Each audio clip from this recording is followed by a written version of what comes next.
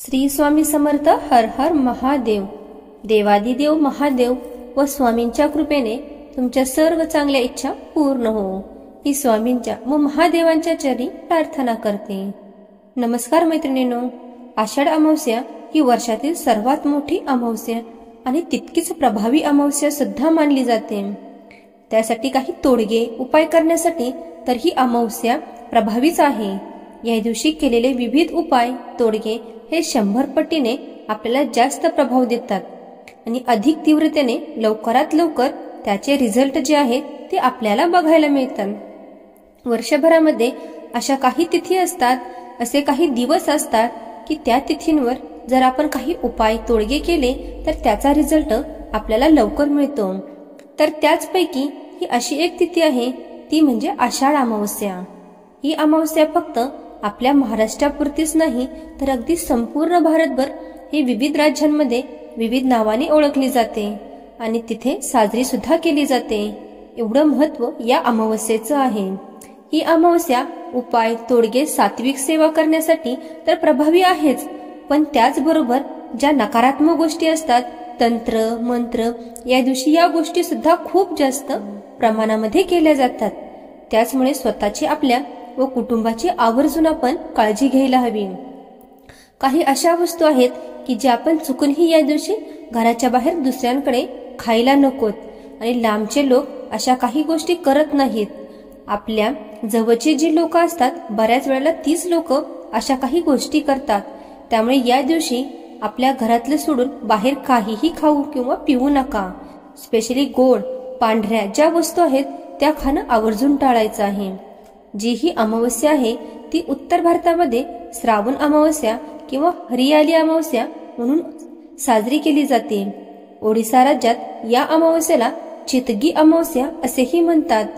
तेलंगणा आणि आंध्र प्रदेशात या अमावस्याला चुकल्ला अमावस्या म्हणून ओळखले जाते आणि हा दिवस साजरा केला जातो. आषाढ अमावस्याला या दिवशी दीपपूजन केलं जातं, म्हणूनच याला दीप अमावस्या असेही म्हटलं जातं.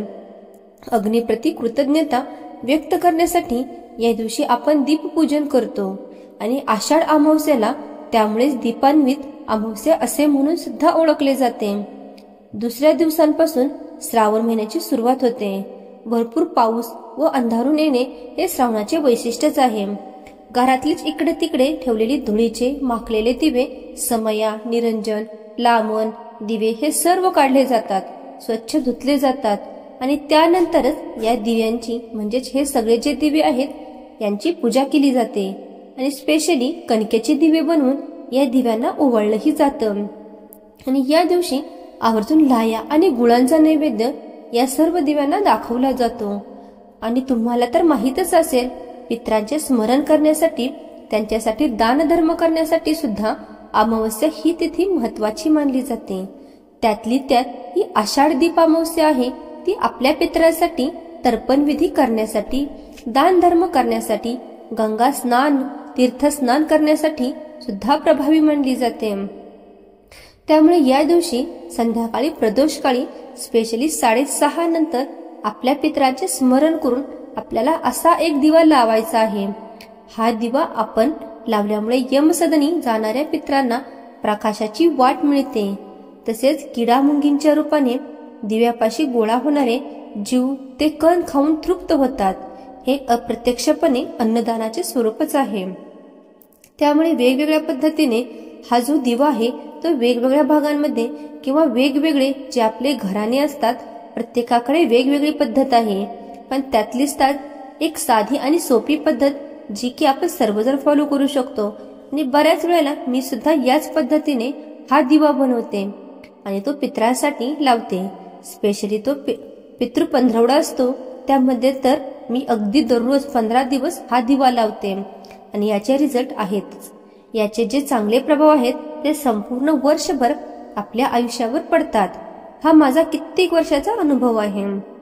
मी दरवर्षी तुम्हाला पितृपक्षामध्ये सांगते सुद्धा. हा साधा सोपा आणि तुम्हाला पितृदोषाचा जर काही त्रास होत असेल, तुम्हाला पितृदोष सांगितला असेल, तुमच्या घरामध्ये मुला मुलींचे लग्न होत नसतील, मुलं मुली लग्नासाठी तयारच होत नसतील, घरामध्ये व्यसन आहे, आजारपण आहे, ट्रीटमेंट घेऊन सुद्धा, सर्व उपाय करून सुद्धा तुम्हाला काही अनुभव येत नाहीत, तुमचं स्वतःचं घर होण्यासाठी अडचणी येत आहेत, घरामध्ये मंगल कार्य होत नाही, मुलाबाळांना संतान प्राप्तीसाठी प्रॉब्लेम येत आहेत, तर हा उपाय जो आहे या आषाढ अमावस्या आणि अमावस्येला आणि त्यानंतर जे प्रत्येक महिन्याला अमावस्या येते त्या प्रत्येक तिथीला सुद्धा आपण जर हा उपाय केला तर त्याचे खूप चांगले प्रभाव आपल्याला आपल्या आयुष्यामध्ये बघायला मिळतात. तर काय करायचं आहे, थोडीशी कणिक घ्यायची आहे. या दिवशी आपण जे सगळे दिव्यांची पूजा केली आहे त्यांना ओवाळण्यासाठी जे कणकेचे दिवे बनवले होते त्यातलाच दिवा घ्यायचा नाही, तर जे दिवे आहेत ते स्पेशली आपण दिव्यांना ओवाळण्यासाठी केलेलं आहे. दुसरे दिवे म्हणजे आपण मुलांचं ऑक्शन करण्यासाठी करतो. आणि हा जो दिवा आहे तर तुम्ही आता सांगणार आहे तो स्पेशली पितरांसाठी बनवायचा आहे.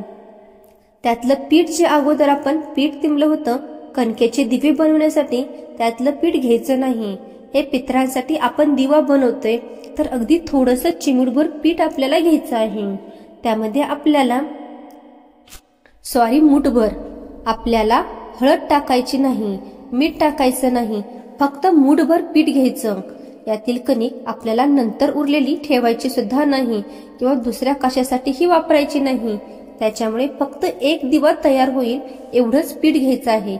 स्वच्छ पाणी घ्यायचं, त्यामध्ये हे पीठ तिंबून घ्यायचं.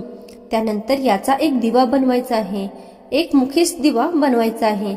बऱ्याच ठिकाणी 4 मुखी सुद्धा बनवला जातो. मग तुमची मर्जी, तुम्हाला 4 मुखी हवा असेल तर 4ही दिसांना प्रज्वलित होतो, काही हरकत नाही. पण एक मुखी दिवा बनवला तरी सुद्धाही चालतो. एक मुखी दिवा बनवायचा आहे आणि त्यामध्ये मोहरीचं तेल टाकायचं आहे. आणि आपली जी लांब वात असते ती वात यामध्ये कापसाची टाकायची आहे. आणि हा जो दिवा आहे तो डायरेक्ट आपल्याला जमिनीवरच ठेवायचा नाही. खाली एखादा पुठ्ठा वगैरे आपल्या वहीचा पुठ्ठा घेतो तो घ्यायचा आहे, किंवा एखादं झाडाचं पान असेल हेही घ्यायचं आहे. त्यावर तो दिवा आहे तो ठेवायचा आहे. आणि मुख्य प्रवेशद्वाराच्या बाहेर दक्षिण दिशेला तोंड करून, किंवा तुमच्या घरामध्ये तुमची घराची जी दक्षिण दिशा आहे तर दक्षिण दिशेच्या भिंतीला दक्षिण दिशेला त्या दिव्याची ज्योत करून हा दिवा आपल्या पितरांचे स्मरण करून आपल्याला तिथे लावायचा आहे. आणि एखाद्या पेल्यामध्ये थोडंसं पाणी सुद्धा आपल्याला पितरांसाठी ठेवायचं आहे. हा दीप प्रज्वलित केल्यानंतर आपल्या पितरांचं स्मरण करून त्या दिवाला नमस्कार करायचा. दक्षिण दिशेला तोंड करून आपल्या पितरांनाच नमस्कार करायचा. त्यांना सद्बुद्धी मिळावी यासाठी प्रार्थना करायची. आणि शक्य झालं तर आपल्या नित्यसेवेचा स्तोत्र मंत्र पुस्तकांमध्ये पितृस्तुती आहे त्याचं तुम्ही पठणही करू शकता, किंवा तुम्ही गुगलवर टाका पितृस्तोत्र स्तुती ही सुद्धा तुम्हाला मिळून जाईल. त्याची तुम्ही पठण करू शकता.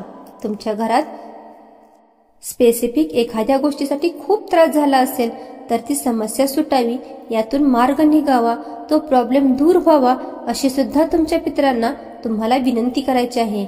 पितृदोषामुळे जर तुमच्या घरात जो काही त्रास असेल आणि पितरांचे स्मरण करून आपण त्यांना प्रार्थना केली व त्यांच्यासाठी हा दिवा लावला तर नक्कीच जी काही समस्या आहे ती तुमची कायमची सुटू शकते, किंवा त्यातून बाहेर निघण्याचा मार्ग तुम्हाला 100% मिळू शकतो. म्हणूनच हा खूप प्रभावी असा उपाय आहे. हा जो दिवा आहे तो तसाच दरवाजाजवळ बाहेर लावला असेल तर रात्रभर तसाच ठेवायचा. घरातल्या आतून दक्षिण दिशेला लावला असेल तर तसाच ठेवायचा. दुसऱ्या दिवशी सकाळी स्नान झाल्यानंतर हा जो दिवा आहे तो घराच्या बाहेर आजूबाजूला जिथे कुठे एखादं मोठं झाड असेल त्या झाडाखाली नेऊन हा दिवा आहे तो आपल्याला ठेवायचा आहे. ते जे पाणी आहे ते तुम्ही घराच्या बाहेर कोणतेही झाड असतील कोणत्याही झाडाला तुम्ही हे पाणी टाकू शकता. आणि त्यानंतर हा जो पेला आहे तो धुवून आपण वापरूही शकतो. तर या पद्धतीने या दिवशी आपल्या पितरांसाठी आपल्याला दक्षिण दिशेला त्या दिव्यांची ज्योत दक्षिण दिशेला करूनच असा एक दिवा लावायचा आहे. आणि तुम्ही चौमुखी दिवा जर बनवला तर आपोआपच दक्षिण दिशेला त्याची एक ज्योत येते आणि बाकी 3 दिशांना पण त्याची ज्योत राहते. आणि हा दिवा जो आहे ना तो खूप लहान पण बनवू नका, की किमान 12-12.5 वाजेपर्यंत हा दिवा राहील. एवढ्या पद्धतीने थोडासा मोठाच मध्यम आकाराचा आणि व्यवस्थित यामध्ये तेल टाकून हा दिवा जो आहे तो बनवायचा आहे। या दिवशी आवर्जून पितरांचे स्मरण करून त्यांना नमस्कार दक्षिण दिशेला तोंड करून आवर्जून करा। तुम्हाला जर हा व्हिडिओ आवडला असेल तर कमेंटमध्ये श्री स्वामी समर्थ हर हर महादेव लिहायला विसरू नका। श्री स्वामी समर्थ हर हर महादेव।